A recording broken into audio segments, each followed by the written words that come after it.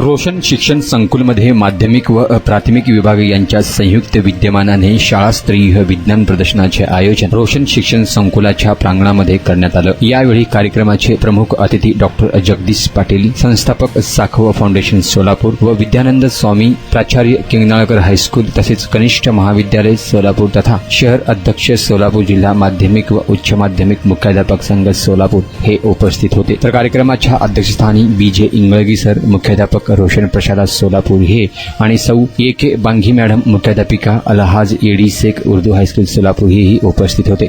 प्रमुख अतिथी यांच्या शुभ हस्ते माजी राष्ट्रपती डॉक्टर ए.पी.जे. अब्दुल कलाम यांच्या प्रतिमेचे पूजन करण्यात आलं। तसेच वैज्ञानिक रांगोळी व क्राफ्ट प्रदर्शनाचे उद्घाटन अतिथींच्या शुभ हस्ते फीत कापून करण्यात आलं।